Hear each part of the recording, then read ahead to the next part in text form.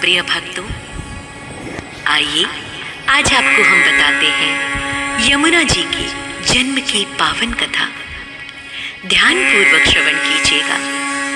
भारत की सबसे पवित्र और प्राचीन नदियों में यमुना जी का नाम स्मरण गंगा के साथ ही किया जाता है।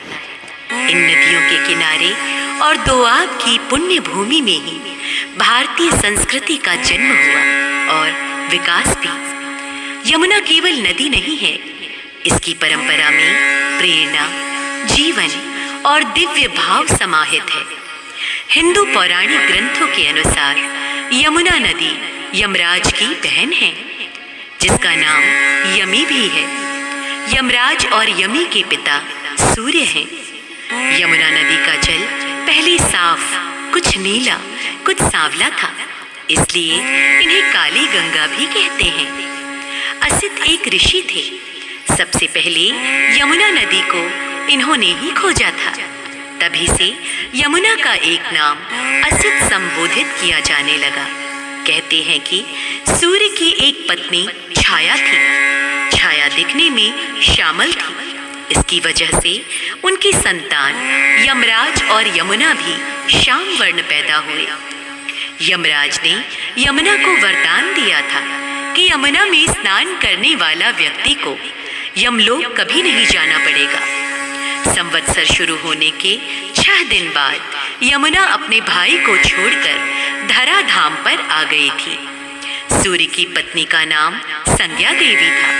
इनकी 2 संतानें, पुत्र यमराज तथा कन्या यमुना थी।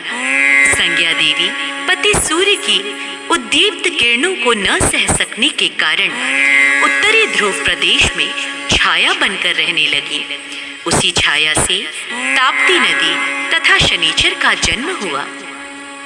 इधर छाया का यम तथा यमुना से विमाता सा व्यवहार होने लगा। इससे खिन्न होकर यम ने अपनी एक नई नगरी यमपुरी बसाई।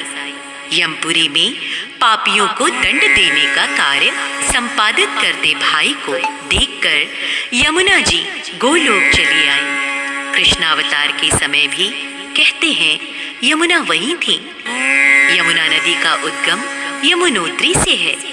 जिस पहाड़ से यमुना निकलती है उसका एक नाम कालिंद है, इसलिए यमुना को कालिंदी भी कहते हैं। अपने उद्गम से आगे कई मील तक विशाल हिमगारों और हिम मंडित कंदराओं में अप्रकट रूप से बहती हुई पहाड़ी ढलानों पर से अत्यंत तीव्रता पूर्वक उतरती हुई इसकी धारा दूर तक दौड़ती बहती चली जाती है।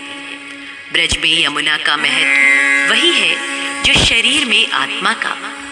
यमुना के बिना ब्रज की संस्कृति का कोई महत्व ही नहीं है।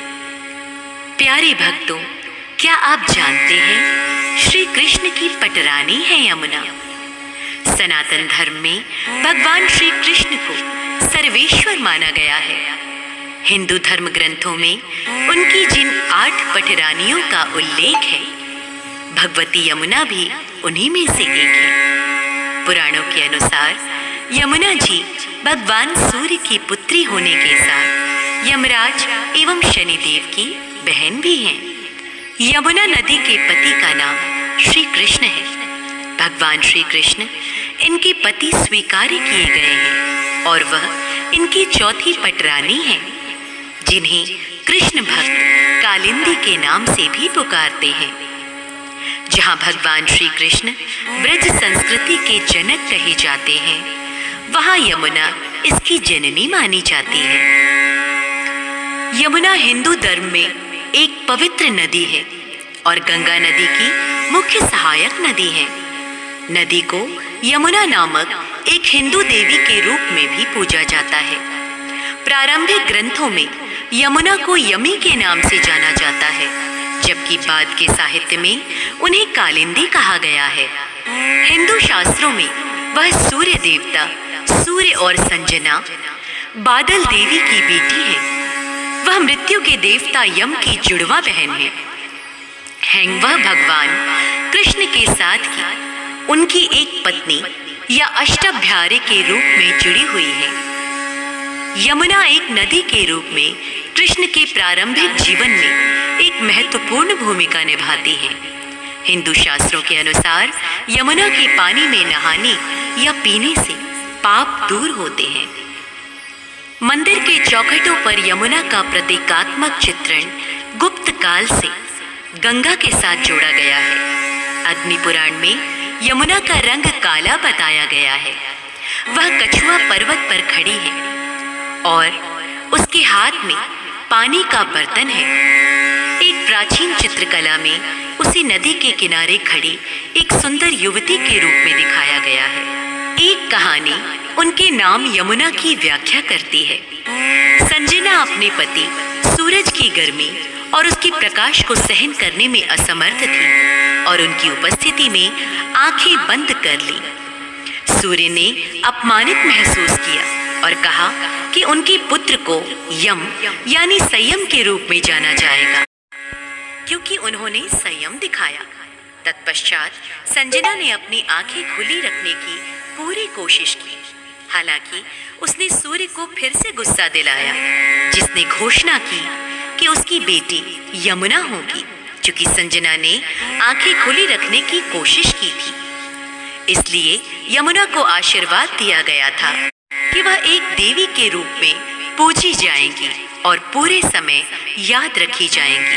कालिंदी नाम काल के रूप में मृत्यु और अंधकार के देवता यम के साथ लिया जा सकता है। एक अन्य स्रोत से पता चलता है कि वह कालिंदी नाम अपने सांसारिक स्रोत पर्वत कालिंदा से प्राप्त करती है। कुछ किंवदंतियां यमुना के अंधेरे की भी व्याख्या करती हैं और इस प्रकार उसका नाम कालिंदा